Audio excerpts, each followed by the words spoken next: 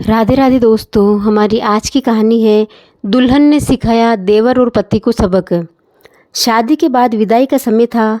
नेहा अपनी माँ से मिलने के बाद अपने पिता से लिपट कर रो रही थी और वहाँ मौजूद सभी लोगों की आंखों में भी आंसू थे। उस समय नेहा ने घूंघट निकाला हुआ था और अब उसका विदा होकर ससुराल जाने का समय हो गया था। तो जैसे ही नेहा रोती हुई कार में बैठने लगी, तभी उसकी छोटी बहन रोती हुई उससे दोबारा लिपट कर रोने लगी। तभी गाड़ी के पास खड़े नेहा के पति अविनाश से उसका दोस्त दिनेश कहता है, अरे यार अविनाश, यहाँ से घर पहुँचते ही सबसे पहले होटल अमृतबाग में पहुँचकर बढ़िया सा खाना खाएंगे, क्योंकि यहाँ तेरे ससुराल में तो एकदम घटिया खाना था। ऐसा खाना तो हमारे यहाँ कुत्तों को भी नहीं खिलाते। तभी साथ ही खड़े अविनाश के छोटे भाई ने भी कहा, हाँ यार, यहाँ का खाना तो एकदम बकवास था और रस मलाई में तो रस ही नहीं था। यह कहते हुए वो तीनों ही ज़ोर ज़ोर से हंस रहे थे। तभी नेहा के पति अविनाश ने भी अपने ससुराल वालों की मजाक उड़ाते हुए कहा कि हाँ यार, मैंने भी मजबूरी में ही खाना खा लिया, वरना मैं तो ऐसे खाने को तो हाथ भी नहीं लगाता। और अब पक्का हम तीनों घर पहुंचते ही होटल अमृतबाग का खाना खाएंगे। अपने पति के मुंह से ऐसी बातें सुनकर नेहा कार में बैठती बैठती रुक गई और उसने गुस्से में सबके सामने अपना घूंघट हटाते हुए कार के दरवाजे को ज़ोर से बंद किया और आंखों में आंसू लिए नेहा अपने पिताजी के पास चली गई और उनका हाथ पकड़कर उसने कहा कि पिताजी, मैं ससुराल नहीं जाऊंगी, मुझे ये रिश्ता बिल्कुल मंजूर नहीं है। ये बात नेहा ने इतनी ज़ोर से कही कि सब लोग उसकी बात सुनकर हक्के बक्के रह गए। सब लोग नेहा के नज़दीक आ गए और नेहा के ससुराल वालों पर तो जैसे पहाड़ ही टूट पड़ा हो। वजह क्या थी ये किसी को भी समझ नहीं आ रहा था। तभी नेहा के ससुर राधेश्याम जी ने आगे बढ़कर नेहा से पूछा कि नेहा बेटी, क्या बात है, तुम अचानक ही शादी होने के बाद अपनी विदाई होने के समय यूँ शादी को नामंजूर कर रही हो। तभी नेहा कुछ देर चुप रहने के बाद अपनी आंखों में आंसू लिए अपने ससुर से बोली कि बाबूजी, आपको पता है मेरे माता पिता ने अपने सभी सपनों को मारकर हम सभी बहनों को इतना पढ़ाया लिखाया और काबिल बनाया, और आप जानते हैं कि एक बाप के लिए उसकी बेटी क्या मायने रखती है। वैसे आप और आपका बेटा कभी नहीं जान सकते, क्योंकि बाबूजी आपके घर में तो कोई बेटी है ही नहीं।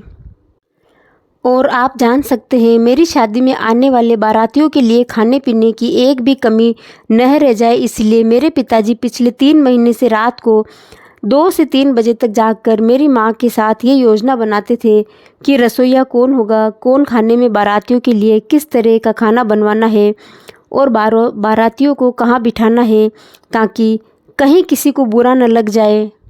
और शायद आप नहीं जानते कि मेरी माँ ने पिछले 1 साल से एक भी नई साड़ी नहीं खरीदी, क्योंकि मेरी शादी में पैसों की कोई कमी न हो जाए। और आज भी मेरी शादी में भी मेरी माँ मेरी बड़ी बहन की साड़ी पहनकर खड़ी है। और ये तो कुछ भी नहीं, मेरे पिताजी भी 150 रुपये की इस शर्ट के नीचे कई छेद वाली बनियान पहनकर खड़े हैं, और ये सब सिर्फ इसलिए ताकि मेरी शादी में कोई कमी न रह जाए। लेकिन इतनी मेहनत करने के बावजूद भी आज इस शादी में आपके बेटे का रोटियां ठंडी लगी और उसके दोस्तों को पनीर बकवास लगा और मेरे देवर जी को रसमलाई में तो रस ही नहीं मिला।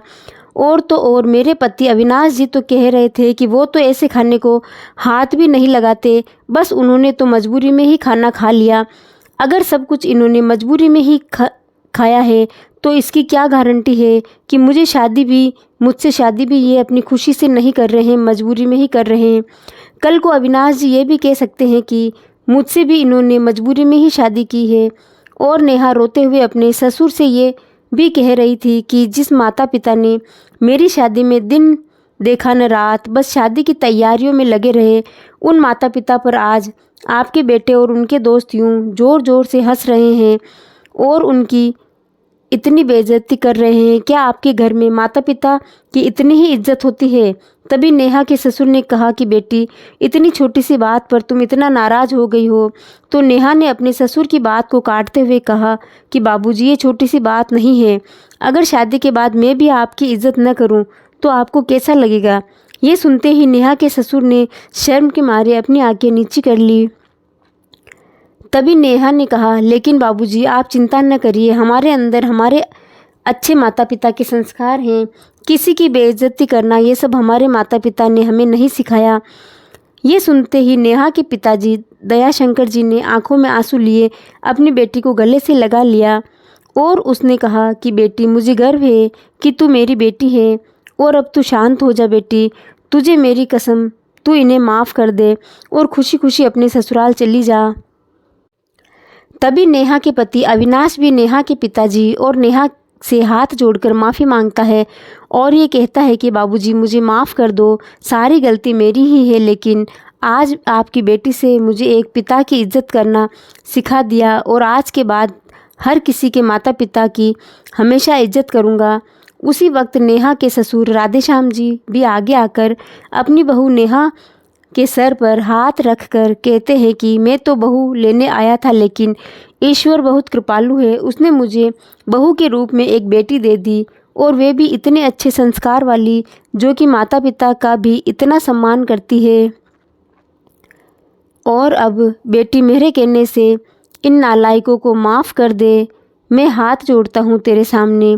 तभी नेहा अपने ससुर जी के दोनों हाथों को पकड़ लेती है और कहती है कि नहीं बाबूजी, आप मेरे पिता समान हैं, कृपया आप मेरे सामने हाथ मत जोड़िए। तभी नेहा के पिताजी दयाशंकर जी भी कहते हैं कि समधी जी, आप मेरी बेटी के सामने हाथ जोड़कर कृपया हमें शर्मिंदा मत कीजिए।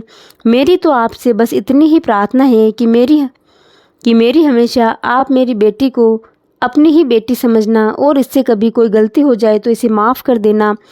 तो राधेश्याम जी ने अपने समधी दयाशंकर जी का हौसला बढ़ाते हुए कहा कि आप बिल्कुल चिंता मत करिए, बल्कि अब तो नेहा बेटी ही हमारे पूरे घर को संभालेगी और अब ये ही हमारे घर की लक्ष्मी है।